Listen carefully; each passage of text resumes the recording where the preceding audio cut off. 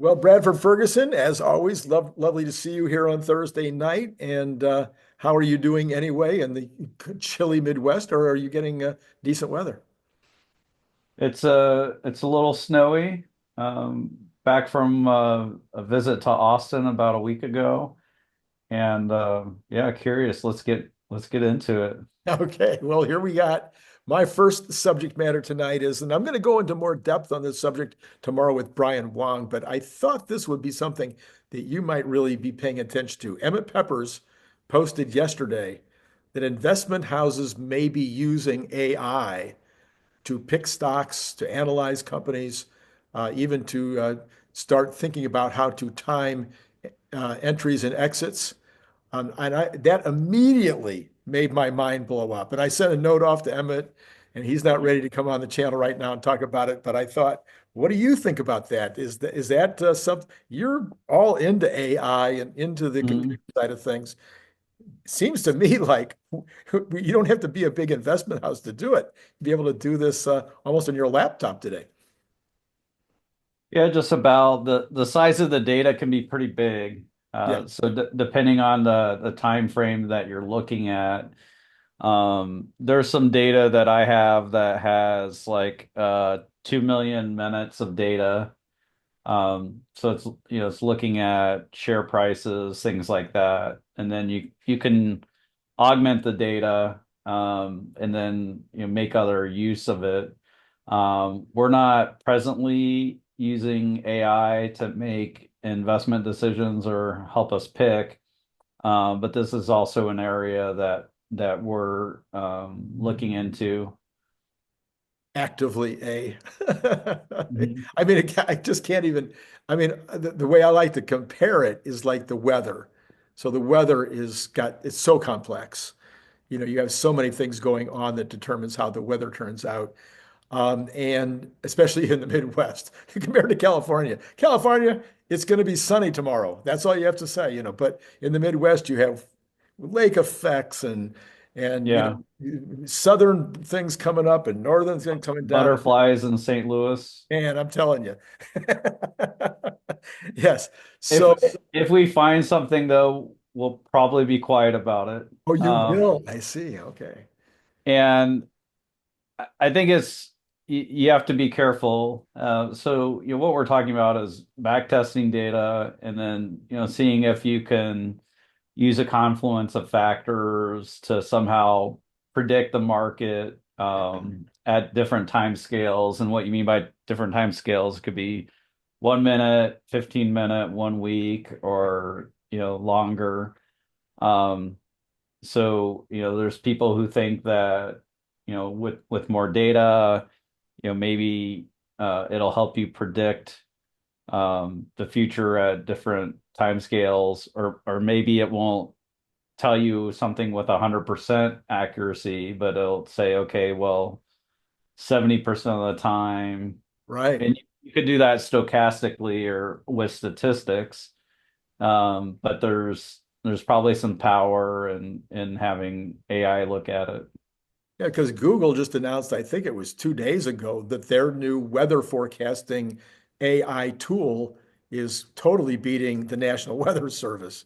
So Mm. if it can be applied to weather and it can do better than the existing combination of things that they've been developing for 100 years, it seems like the stock analysis, in particular individual stocks, it would seem like it would be able to, especially something like Tesla, where there's a lot of data, Yeah. tremendous amounts of things written about it, tremendous number of people following it.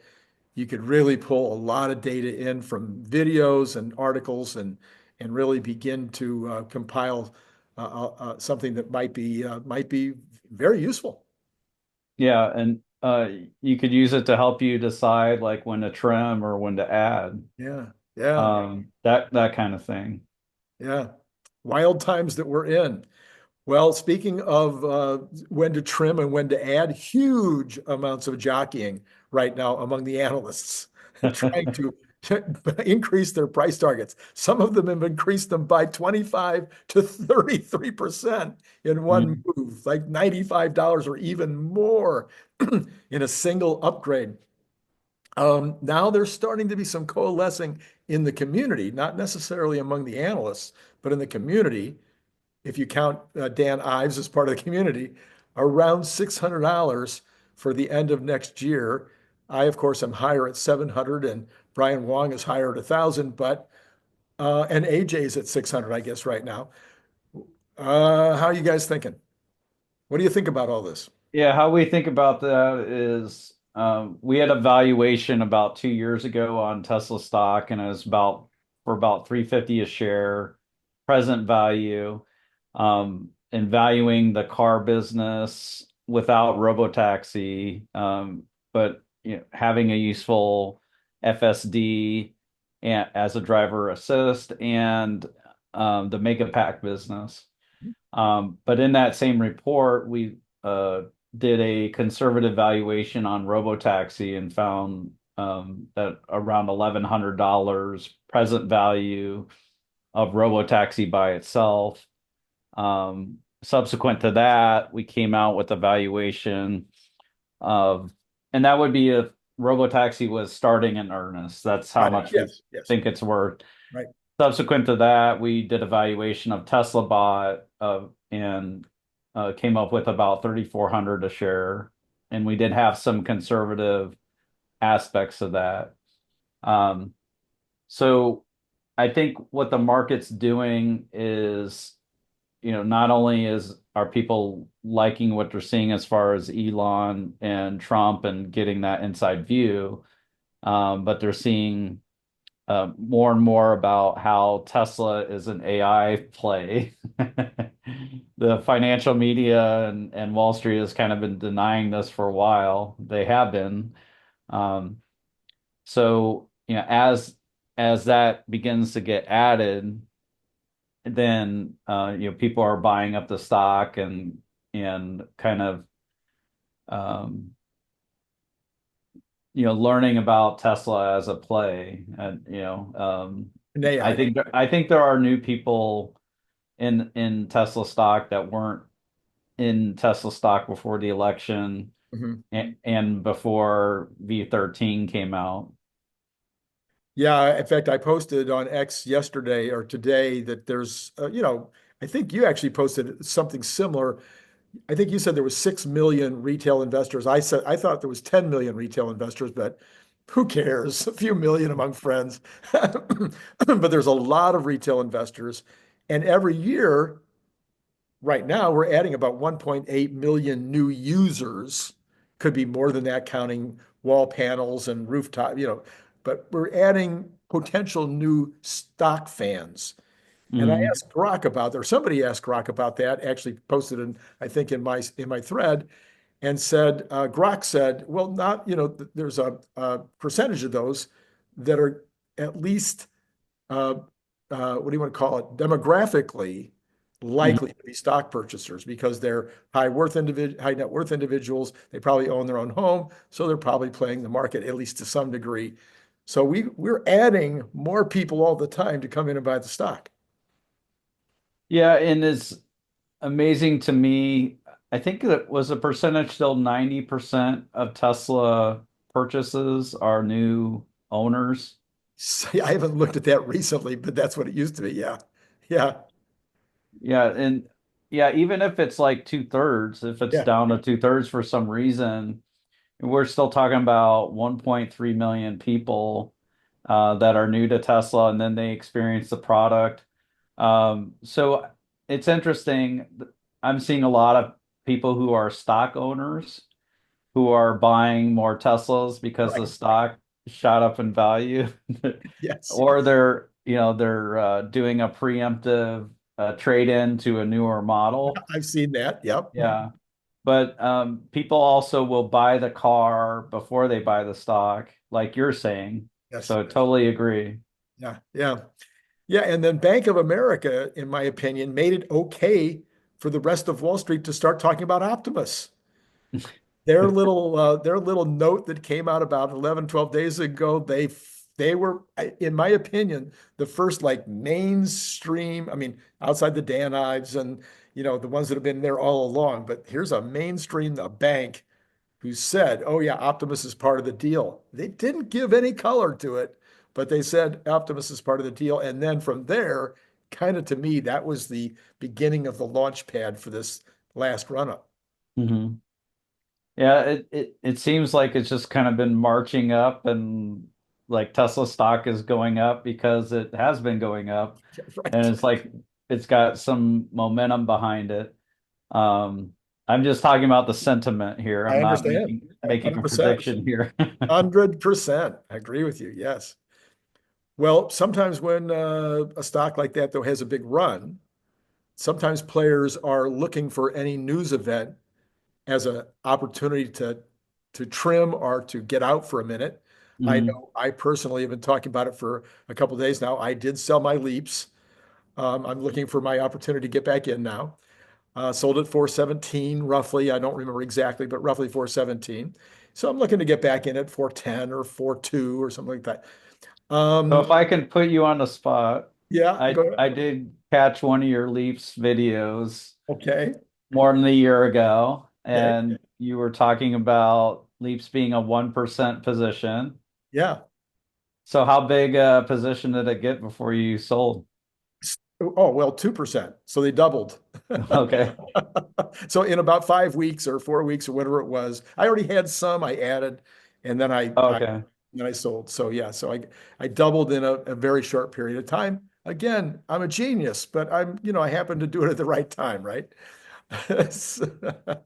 So, and now it's a zero position, but the minute that I think it's the right time to get back in, I'm keeping that just for that. I'm keeping it Hmm. for the purpose of Leaps. And by the way, since you mentioned that Leaps video from a year ago, I have redone it and it will be after your show tonight. It'll be on around 7:45 California time. Wow. Okay. So I've updated it and refreshed it. And so for those who are interested in Leaps, check out the Leaps video coming later tonight. Awesome. And I do, I think, mention you in that particular video as well, Yeah. saying that I don't know a fraction about options, what you know about options. I mean, it's Hmm. like this much. But about leaps, yeah, I know something about those. Hmm.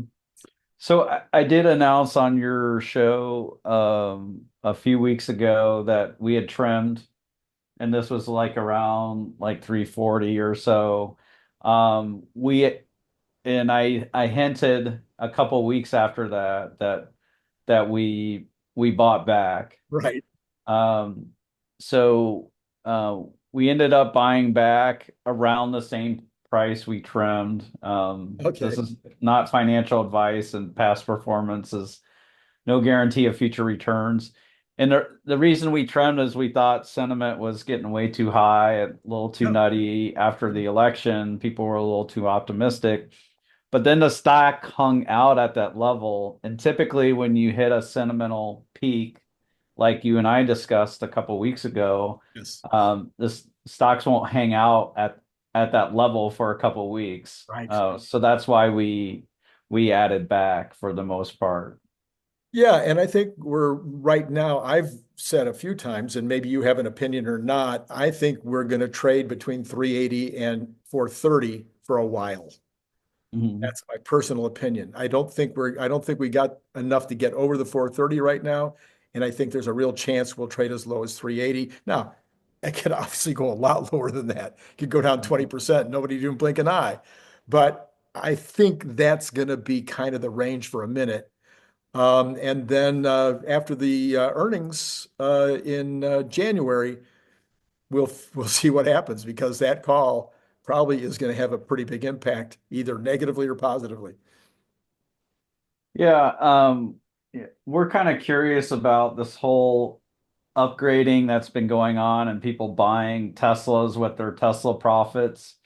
Um, we just kind of estimate, and this is just like putting our finger in the wind here, that at least Tesla sold at least 20,000 extra cars just because of the share price, and just what we're hearing online from people, posting Yeah, about buying a Tesla with their Tesla profits.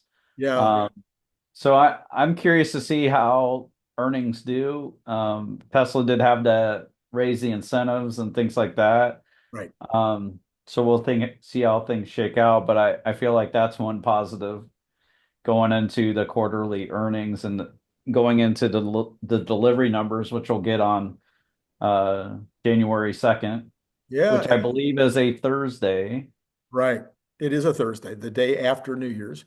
And the that number, I was going to ask you that question. Let me just back up for a minute, though. We'll come back to that.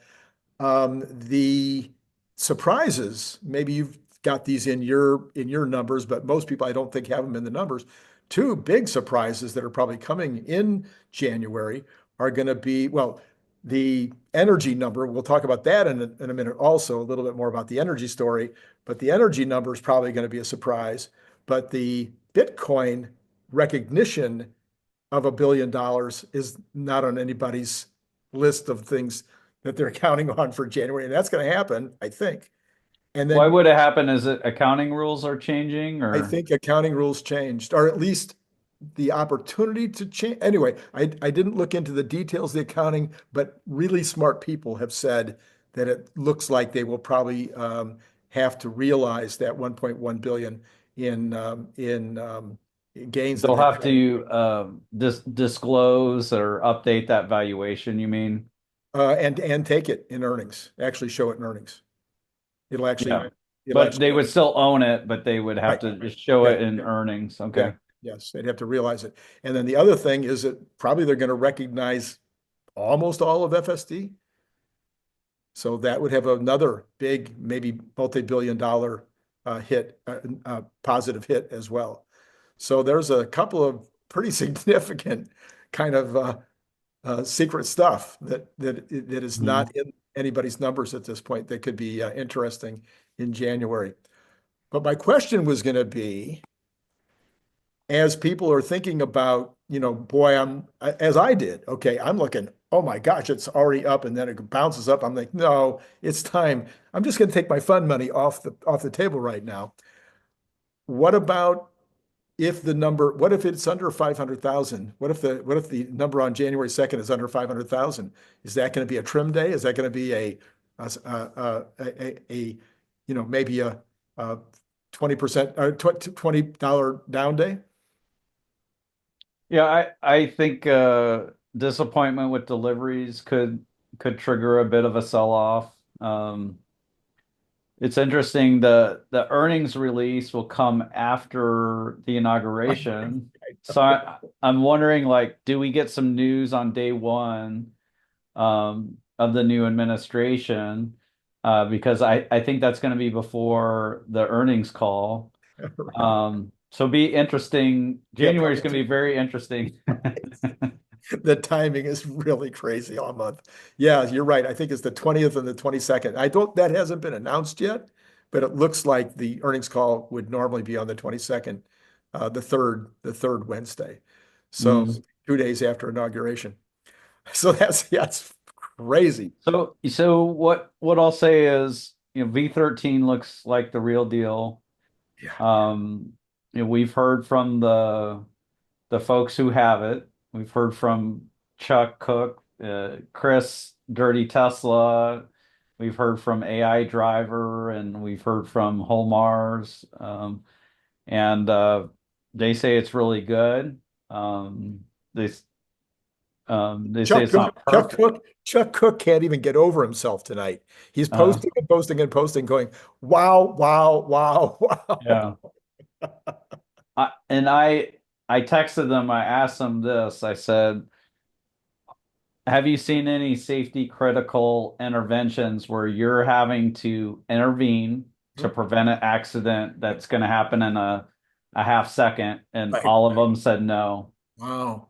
Um, so all those combined miles, I know um, they might be up to like 2,000 or more combined miles by Right. now. Right. Um, they haven't had a safety critical intervention. Now, there's been some critical ones where Chuck's system stopped because of glare and it forced them to take over.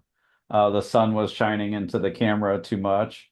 Um, and that's something you don't want for an unsupervised system. But Right. other than that, like they haven't had a situation where the car is making a mistake Right. and putting the occupants in danger, Yes. which is Right. that's a big deal. That is a big deal. Yes. About as big a deal as you could ever think about in terms of going forward. Yeah, it's been pretty funny because the system has been working great as a driver, but it's had these people complaining about hands up, red hands or whatever with the Uh, driver. And then the other thing with the windshield wipers going on with no mhm. rain. It's like, okay, why are we're going backwards on these little minor things? So be interesting to see if we get all those taken care of before 3.3 comes out and you and I get to drive it, or at least you, because I'm on hardware 3, so who knows when I'll get mine. So okay, we've got Tesla doing about 10 billion in profit right now, 10, 11, somewhere around there per year. In January, we're expecting Mega Factory Shanghai to add 2.5 billion to that profit capacity. Nothing is being written. Nobody is talking about it. None Mhm. of the analysts. They'll just say, oh, energy storage, cars and energy storage.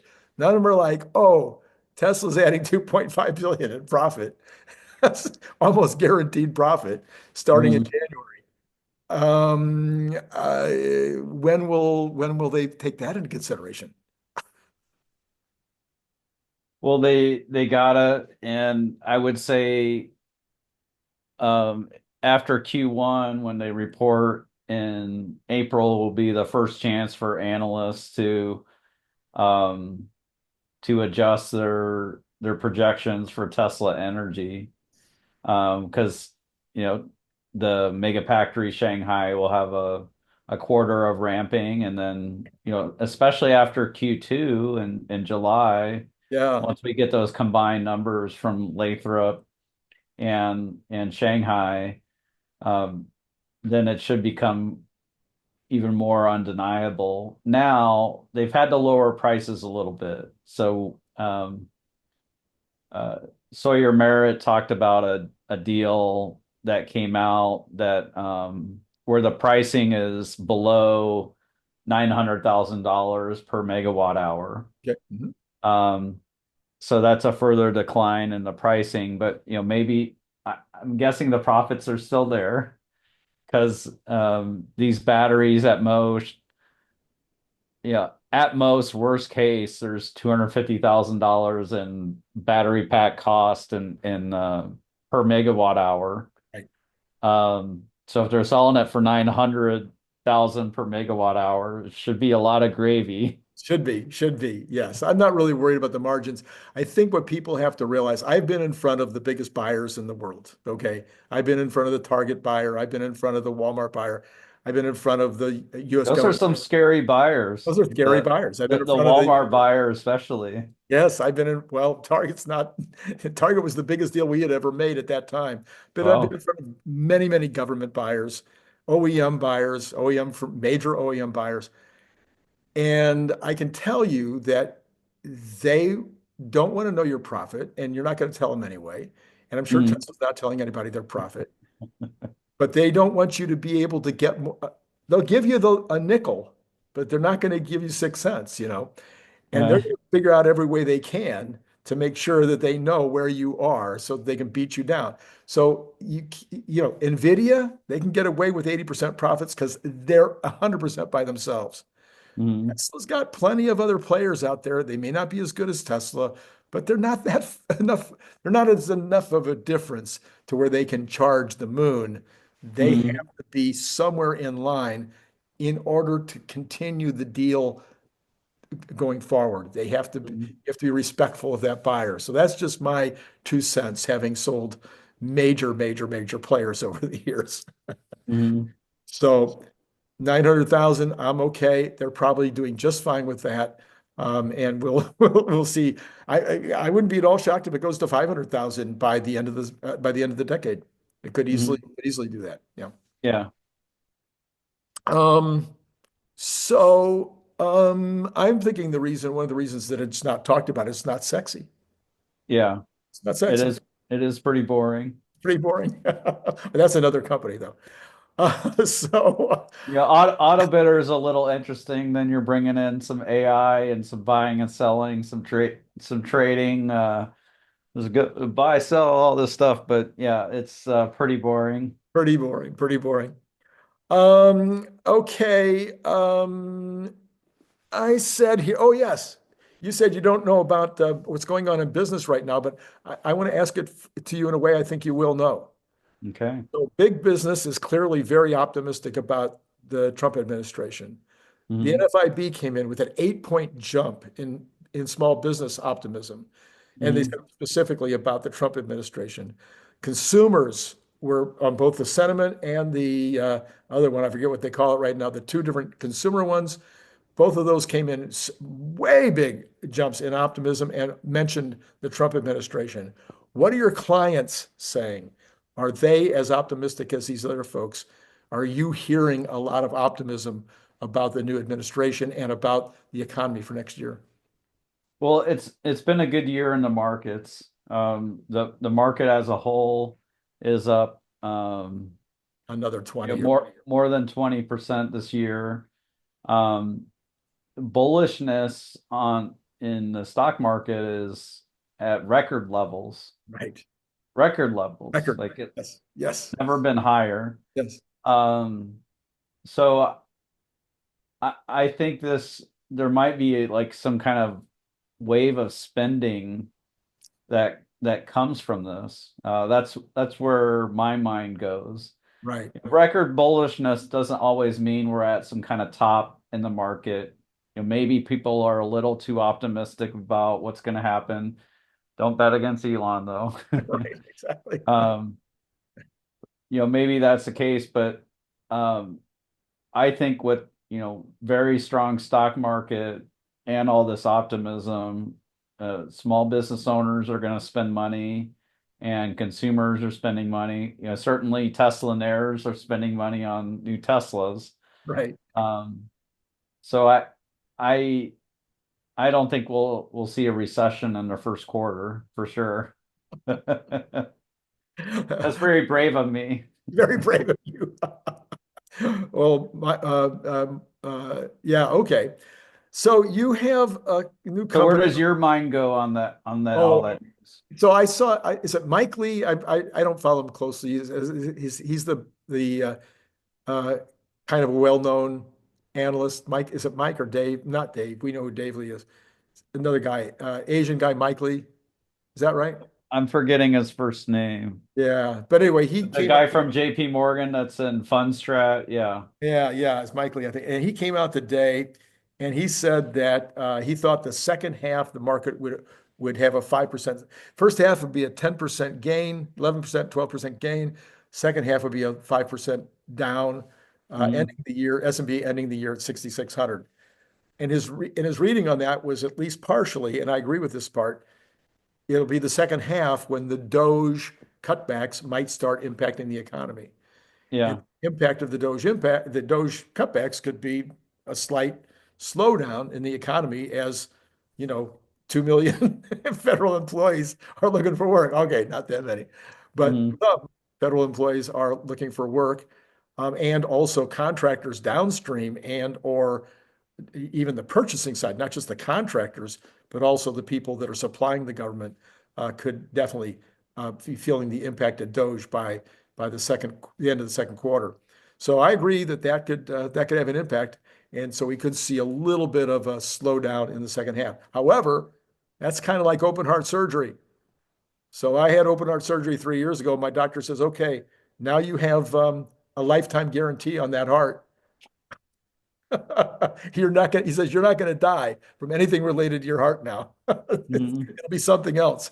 So if Doge works, if Doge has that impact and slows down the economy a little bit, it's just a trampoline getting ready to send the Mhm. overall business into the stratosphere. So the one point I disagree on is, they talked about giving these federal workers severance. Yes, So until the severance payments end, I don't think it would be hurt from laying off those people. And they're not going to work. allegedly. So it's not like they're eating at a diner next to where they're working. Uh-huh. You know, so that diner isn't losing their business. They're already not going to that diner, right? Right. Right. But to the extent they do cancel some wasteful spending, Yes. that would slow things down. Like the F-35.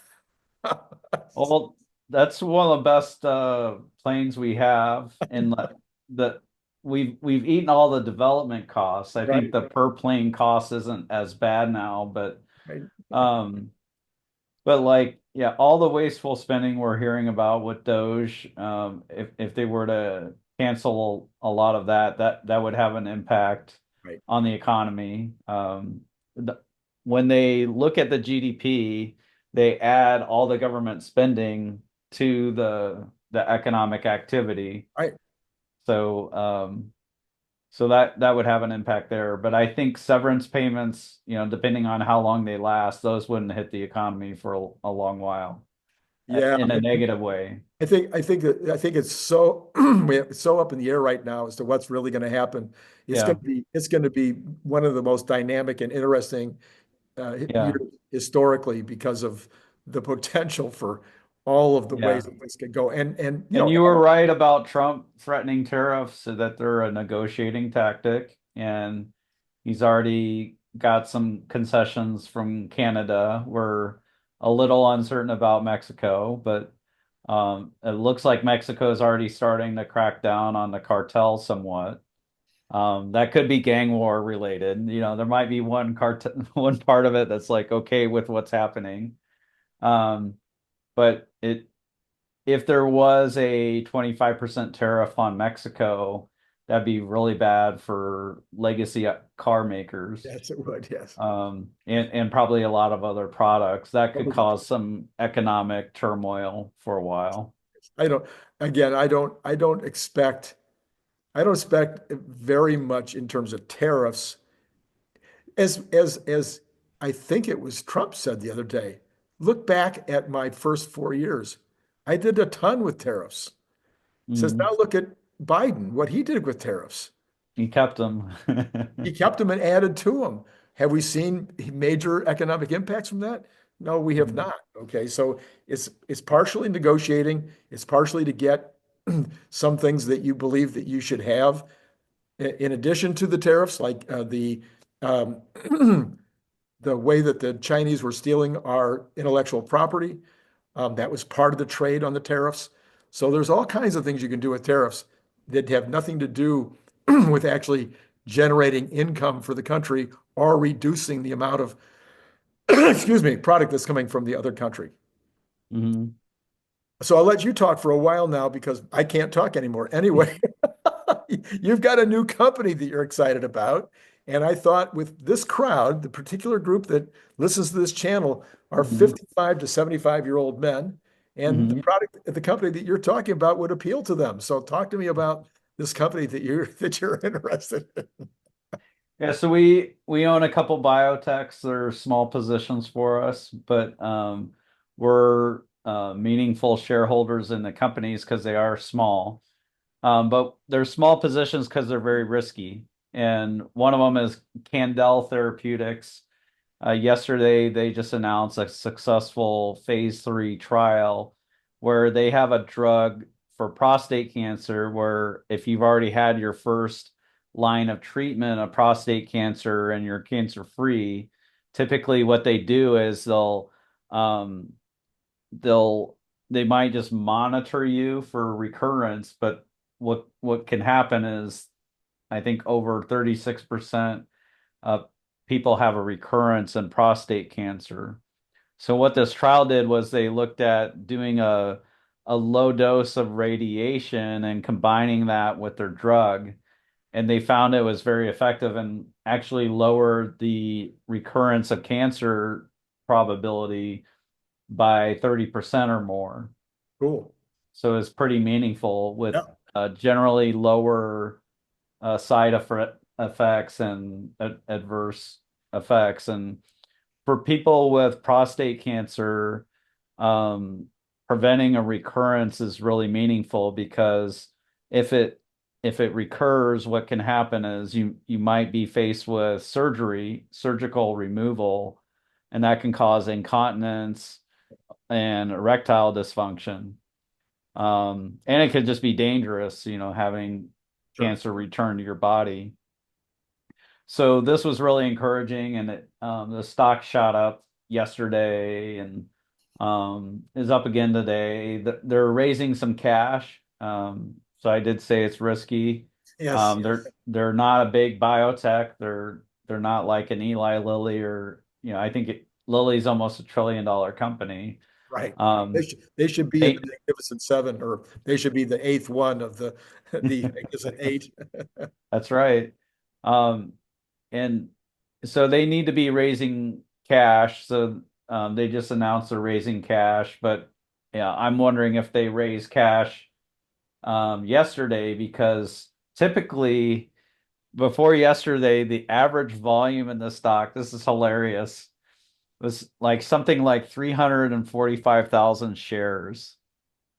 And it was like a five or so dollar stock. Right.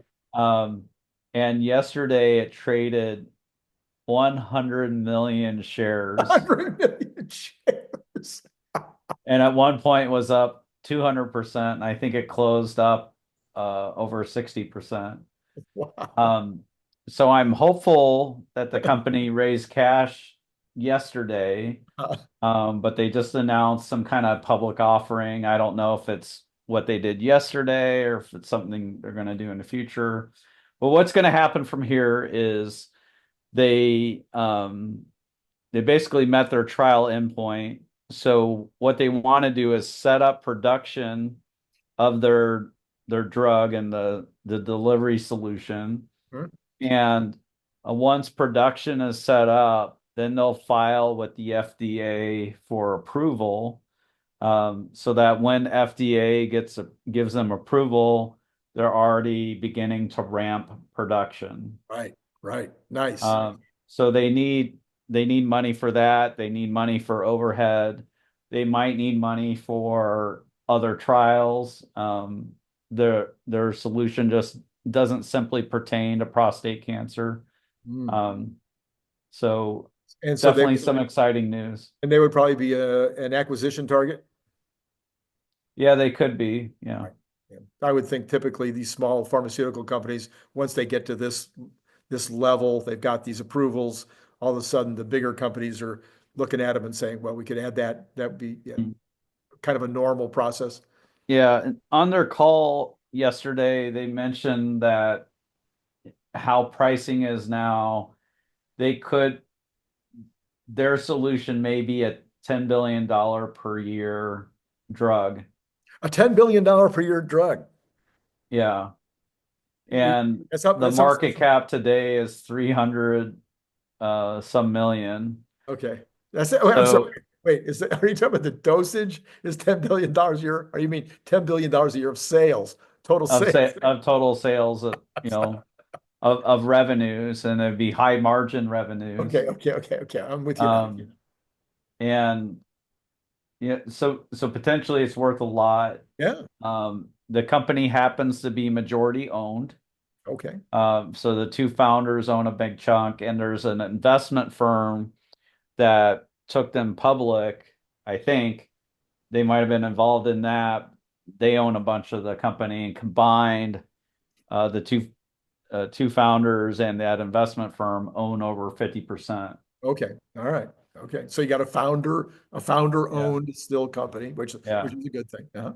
So they can dictate Right. what the business does. However, they are incorporated in Delaware, Oh and no. Delaware does not respect majority owners.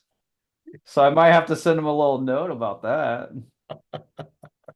I thought I saw There's a your lot of drama. It's a lot of drama, risk, and volatility, and yes, it's a right. long time. Yeah. So Yeah. um, it's not something I'd recommend that people buy. But I do think if news comes out that they have substantial cash and that means they're Right. not suddenly going to go bankrupt, Right. that might provide a temporary boost, but then over time, just people waiting Yeah. for the production to get ready and for the FDA approval, I think people will get impatient and probably like, quit the stock, that kind of thing.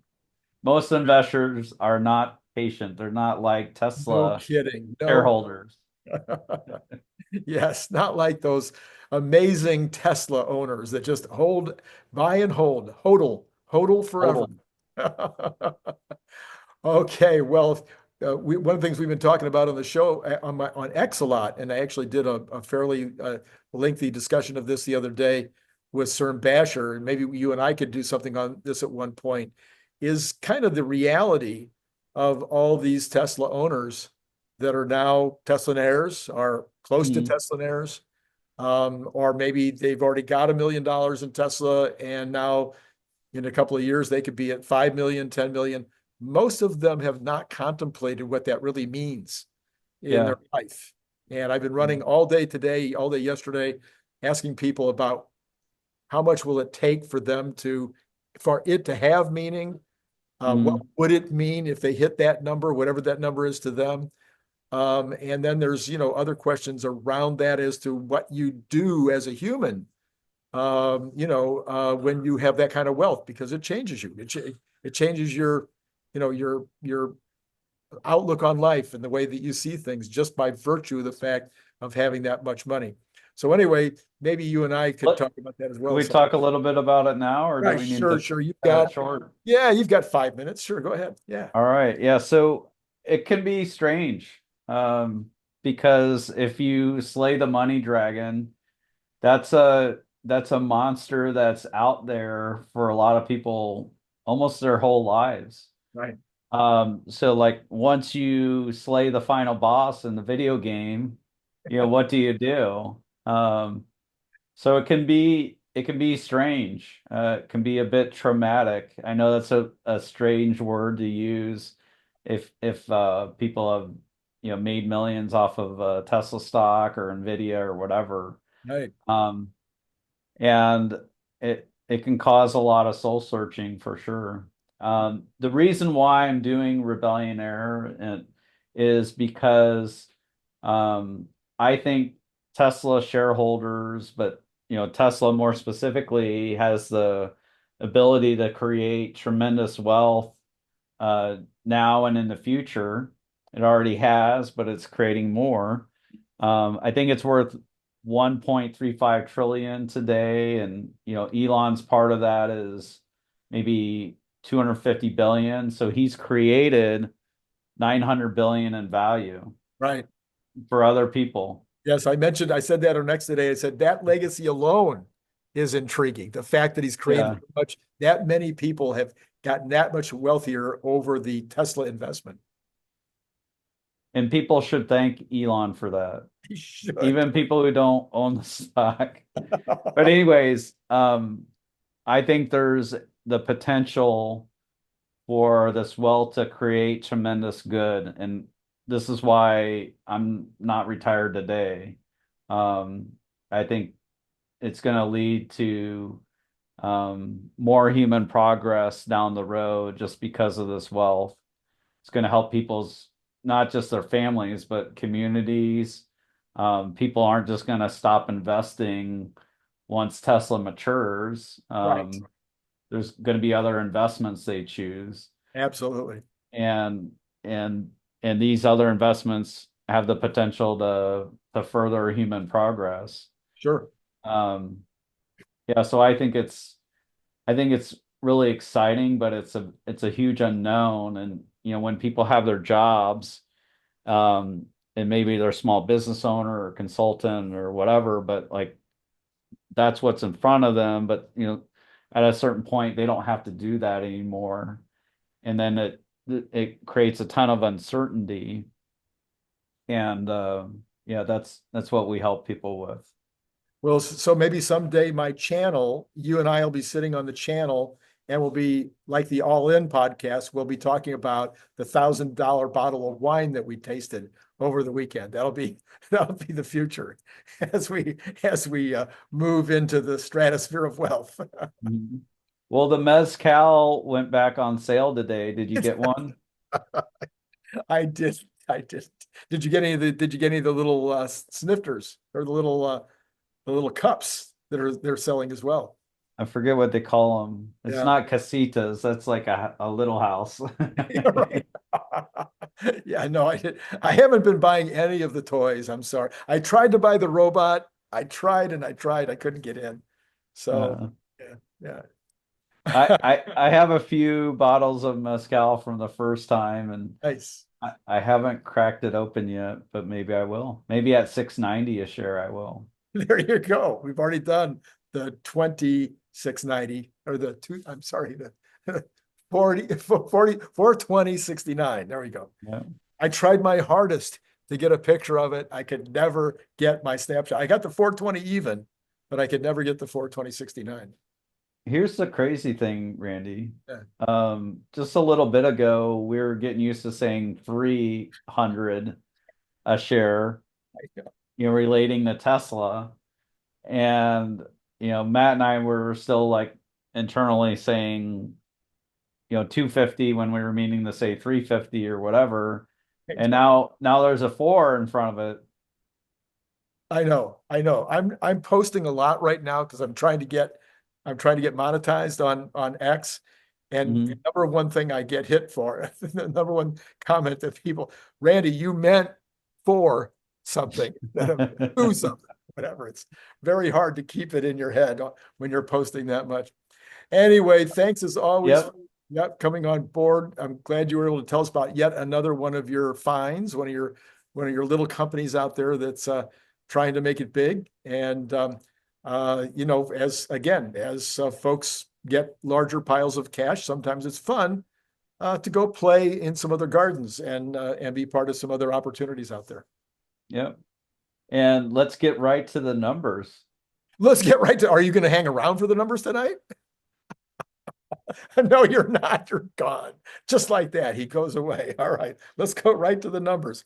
All right, so let's start with Tesla. Tesla today, as many of you know, did take a little breather, down $6.67. And in the after hours, let's do that right now, actually rebounded by 168 to end at 419.78. It seems to want to hang around 420. Is that for more opportunities to take a screenshot of 420.69 if you missed the last opportunity?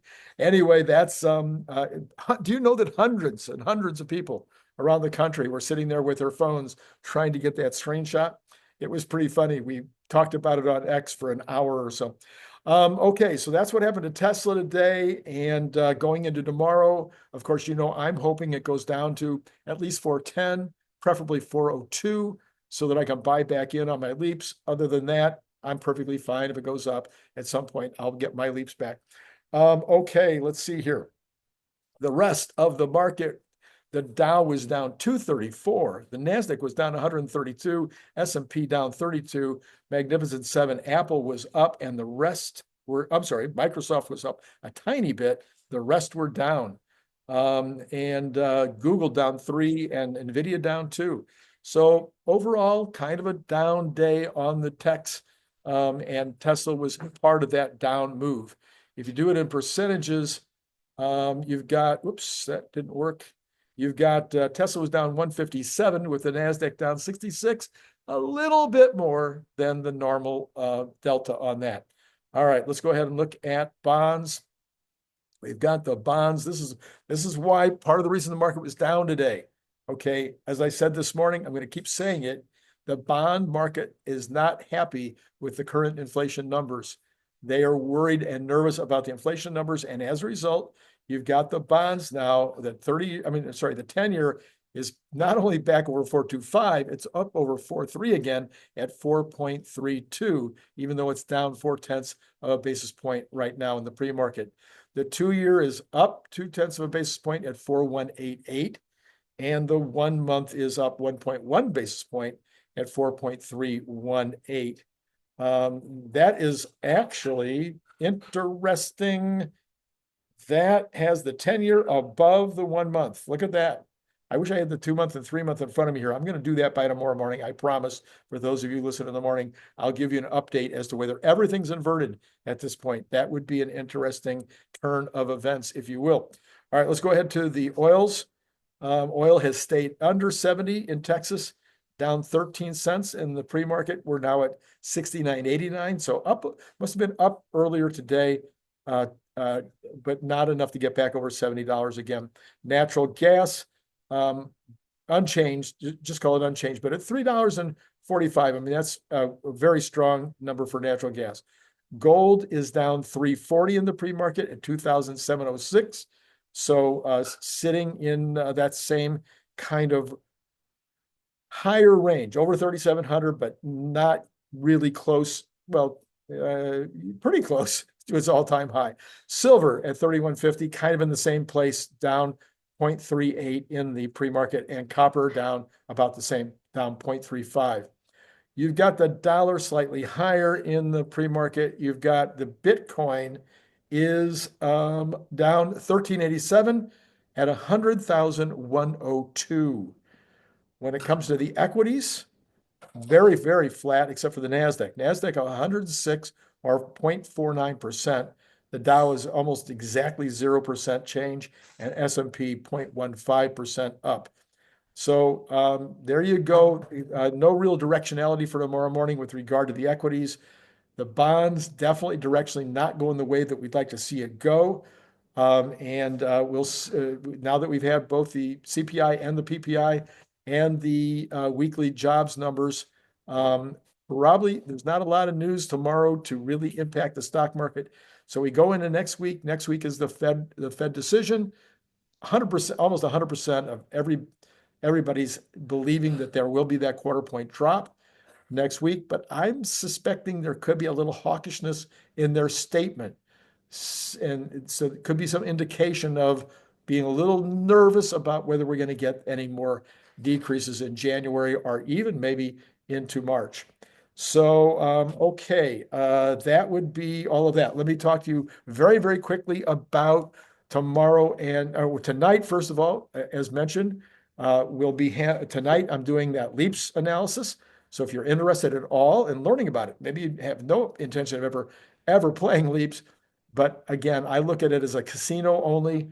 If you're interested, that'll be on later tonight at about 7:45 California time tomorrow. Normal programming with Larry Goldberg later in around 5-ish, probably earlier, like 4 o'clock, and then 7:45 tomorrow night will be Brian Wang, and he'll be talking about his current analysis for what's going to happen short term, middle term, and long term with regard to Tesla stock. Obviously, I want you to buy some of these. I've got about 40 left. I think I have about 40 left. And I could buy more and have them shipped directly from the factory, so it's not a problem. But you need to get your order in if you want to make sure that you get it shipped out of here. Plenty of time, as mentioned before. We will ship them. If it's 2 or more, it's going to go 3-day. So you're going to get it in plenty of time. Even if it's 1, it's going to take at the most 6 days to get it across country. All right, so you got plenty of time to order. Love to get your orders. Look down below into the description and you'll find out how to place that order. Thank you for everybody that's ordered. Thank you. It's been a great season already with regard to Cybertruck Bottle Opener orders. And Patreon would be nice too for a nice Christmas present for Randy. Okay, that's all I got for you right now. As always. Oh, no, I got one last thing, and that is I'm going to put up a card. I'm going to put a card up right there that will take you back to last night's conversation with Robert Scobel. Robert Scobel, obviously, a well-known blogger, a well-known writer, author about all things tech, very much has been at the forefront, has been in the room when he was one of the first people to ride in a Tesla. Elon had him ride in it even before, lots of people that you know about. So Robert Scobel was on last night. We talked a lot about the future of Optimus and robotaxis. So check that out. The card will be up right there. Okay, now I'm going to say goodbye, which includes saying it's been great talking to you.